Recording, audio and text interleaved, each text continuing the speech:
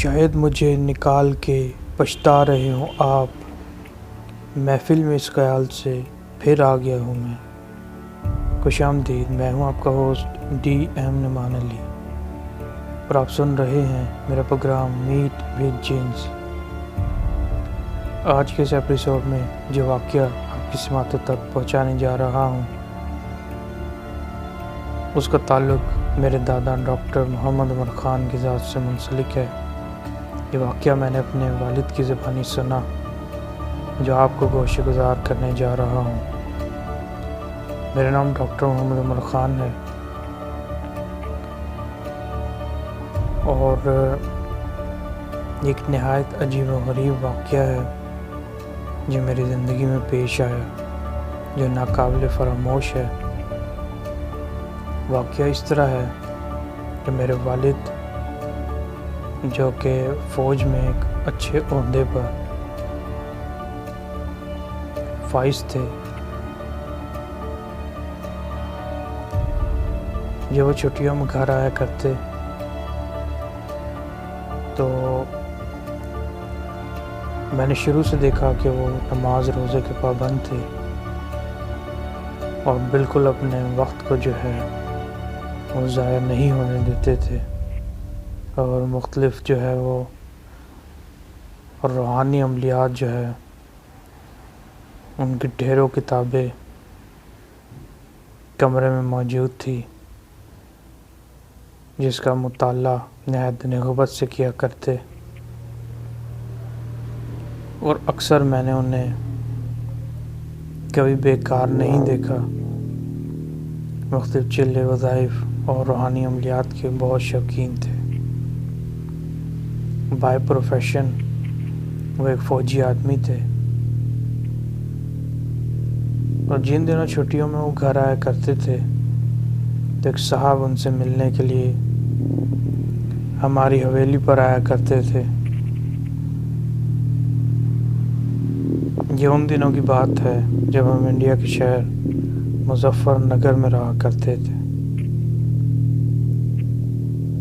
والد کے جو دوست تھے یہ الہ آباد سے تشریف لاتے تھے،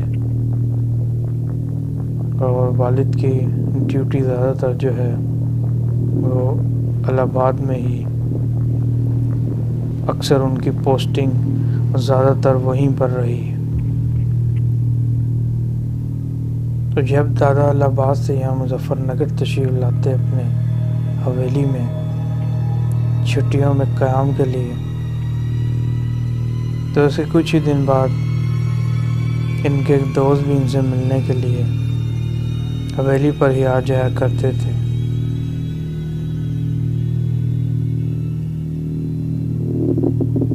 اب مجھے یاد ہے کہ والد کے پاس جو یہ شخص آیا کرتے تھے ان کا قد تقریباً جو ہے وہ 3 فٹ سے زیادہ نہیں ہوگا، بہت ہی چھوٹا قد، اور نام ان کا قطب الدین تھا، جو کہ بعد میں والدہ سے معلوم ہوا کہ یہ کون صاحب ہیں، تو انہوں نے بتایا کہ قطب الدین صاحب ہیں اور یہ والد کے کافی اچھے اور پرانے دوست ہیں۔ ان کا تعلق الہ آباد شہر سے ہے اور والد سے اس قدر لگاؤ ہے کہ جب وہ الہ آباد سے مظفر نگر آتے ہیں تو ان سے رہا نہیں جاتا اور وہ بھی ساتھ آ جاتے۔ حویلی کافی بڑی تھی تو اس میں رہنے کے لیے ان کو ایک کمرہ بھی دے دیا جاتا تھا کیونکہ وہ دوسرے شہر سے آئے تھے۔ اب ان کی جو خاطر مدارت ہوتی تھی اس میں جو ہے وہ شامی کباب جو ہیں ان کی آمد پر والدہ تیار کیا کرتی تھی، اور جب بھی کھانے کا اہتمام ہوتا تو شامی کباب جو ہے وہ لازمی رکھے جاتے۔ مجھے کچھ اس طرح یاد ہے کہ گئے وقتوں میں پردے کا خصوصی خیال رکھا جاتا تھا، تو اکثر والد کے دوست کے لیے کباب میں ہی لے کے جاتا تھا، والدہ میرے ہی ہاتھوں یہ سامان اس کمرے تک پہنچوایا کرتی تھی جن میں والد اور ان کے دوست بیٹھ کر گفت و شنید کرتے تھے۔ تو شامی کباب اور لذیذ قسم کا شربت ہوتا تھا، بس یہ دو ہی چیزیں تھیں جو ان کی تواضع کے لیے اہتمام کیا جاتا۔ تو اس بابت میں نے اپنی والدہ سے پوچھا، انہوں نے بتایا،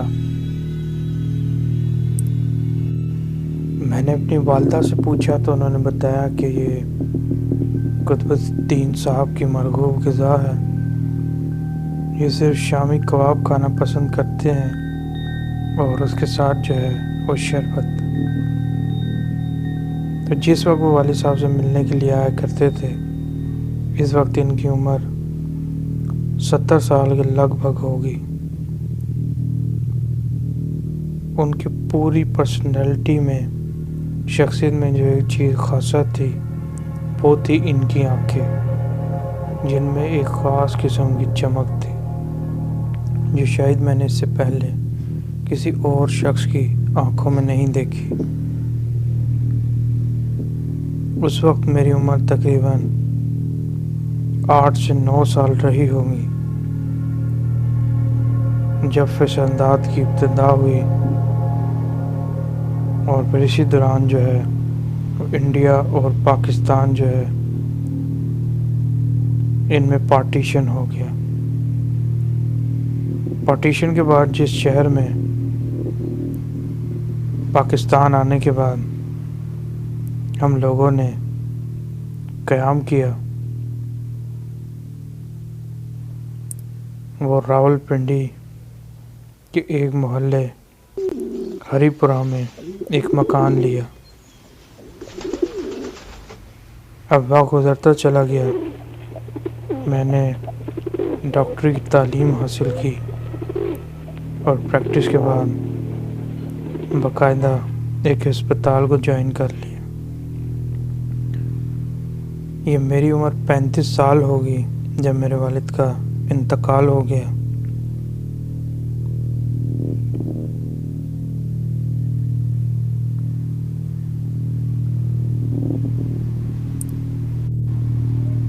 ان کے انتقال کے کافی عرصے بعد مجھے کسی کام کے سلسلے میں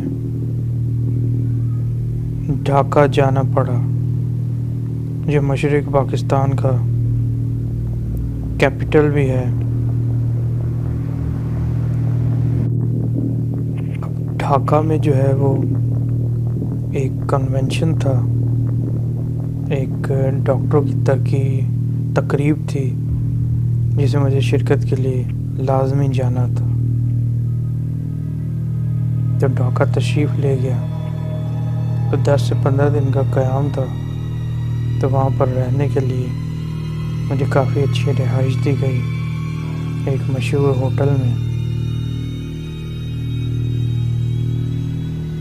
تو باقی کا وقت جو ہے وہ کنونشن کے اختتام کے بعد سیاحت تھی، کچھ انجوائمنٹ کے لیے سیر و تفریح اور گھومنا پھرنا شروع کیا مختلف مقامات پر۔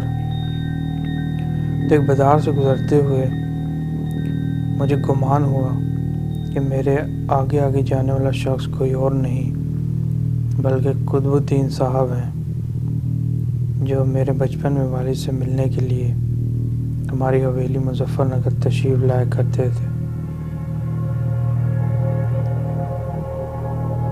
وہ یہ آنکھیں جو ان کی تھی، جس میں خاص قسم کی چمک تھی، وہ میری یادداشت میں محفوظ تھی، میری نظر دھوکہ نہیں کھا سکتی تھی۔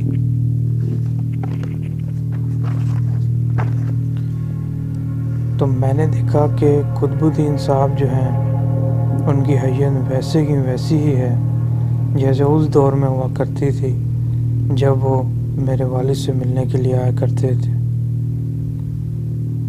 اب اس چیز نے مجھے تجسس میں مبتلا کیا اور یہ ماجرا دیکھا، سوچا کہ کھوج لگاتا ہوں اور دیکھتا ہوں کہ کیا ماجرا ہے کہ کوئی شخص اتنی لمبی عمر کس طرح پا سکتا ہے، کہ جس وقت میں 8 سے 9 سال کا بچہ تھا اس وقت بھی ان کی اتنی عمر معلوم پڑتی تھی، اور آج بھی وہ بالکل اسی طرح ہیں جس طرح کہ آج سے تقریباً 40 سال پہلے ہوا کرتے تھے۔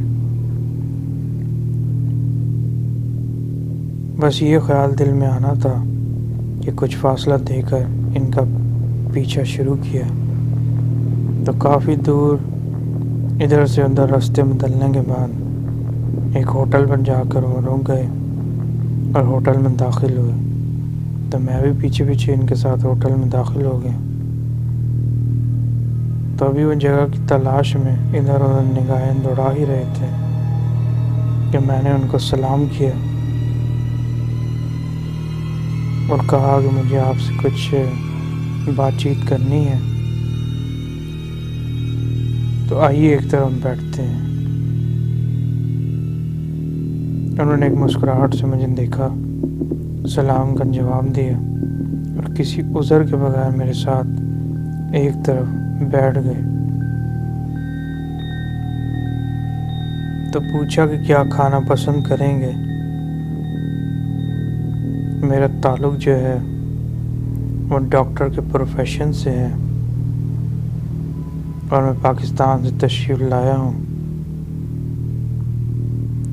اور ڈھاکہ میں ایک میٹنگ اٹینڈ کرنے کے بعد کچھ دن بعد چلا جاؤں گا۔ مجھے آپ کچھ اپنا مقامی معلوم ہوئے تو سوچا کہ کیوں نہ آپ سے ہی لیک کر لوں۔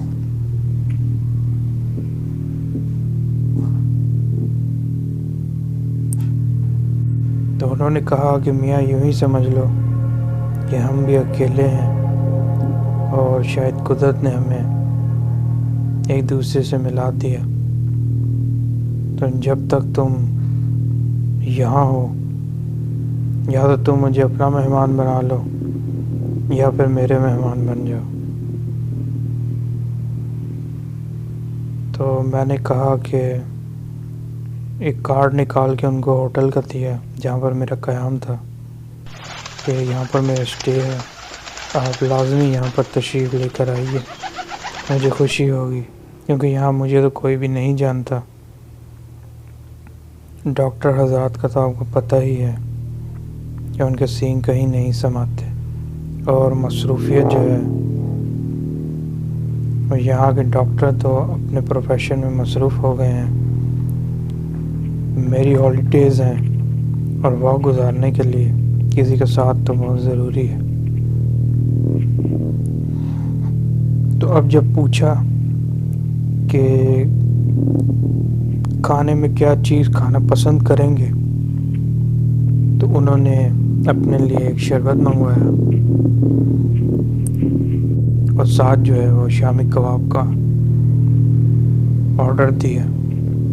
تب جب انہوں نے شربت منگایا اور شامی کباب کا آرڈر دیا تو ان کے بارے میں جو میرا وہم تھا وہ جاتا رہا اور یقین پکا ہوا کہ یہی دادا کے دوست قطب ہے۔ اور جب میں نے ان سے ان کا نام پوچھا تو انہوں نے کہا کہ میرا نام قطب ہے۔ ان لوازمات کے بعد رخصت لی اور ایک جگہ کی آڑ لی اور دیکھتا رہا کہ اب یہ کہاں جاتے ہیں۔ اچھا، کچھ ہی دیر کے انتظار کے بعد دیکھا کہ وہ ہوٹل سے نکل کے ایک سڑک پر ہو لیے اور میں بھی ان کے پیچھے پیچھے کچھ فاصلہ دے کے چل پڑا۔ کافی دیر کی مسافت کے بعد ایک ویران علاقے میں ایک قبرستان میں قطب الدین آگے اور میں نظر بچا کے ان کے پیچھے پیچھے۔ جب قبرستان میں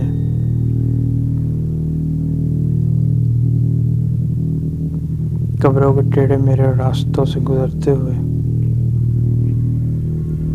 قطب الدین قبرستان میں ایک سال خوردہ کوٹری کے آگے آ کر رک گئے۔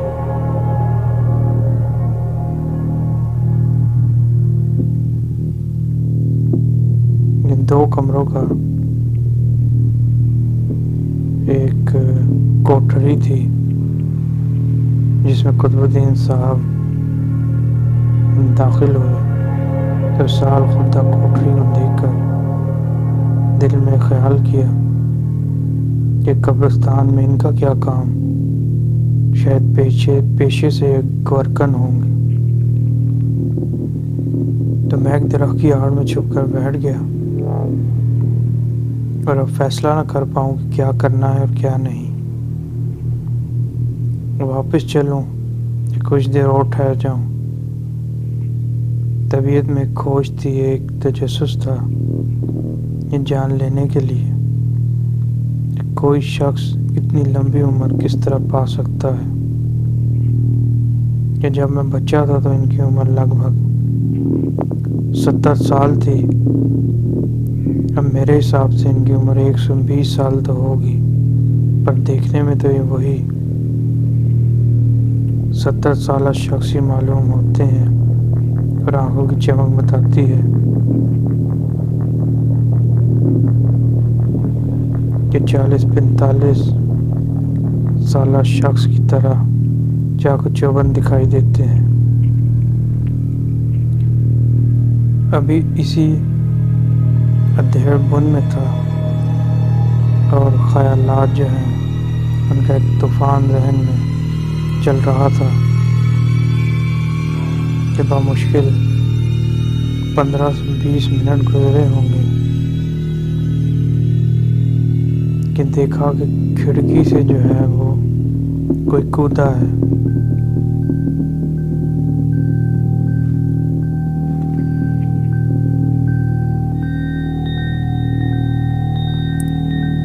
کھڑکی کباڑ بند ہونے کی آواز آئی تو اب ذرا جھانک کے درخت کی آڑ سے دیکھا تو پتہ لگا کہ قطب الدین صاحب جو ہیں وہ مکان کے پیچھے سے نکل کے قبروں میں چلتے ہوئے ایک طرف کو جا رہے ہیں۔ اس دلچسپ قصے امرت دھارا کا دوسرا حصہ ضرور سن لیں۔ پہلے حصے کے اختتام کے ساتھ ہی اپنے ہوسٹ ڈی ایم نعمان علی کو اجازت دیجیے، پھر ملاقات ہوتی ہے، تب تک کے لیے اللہ حافظ۔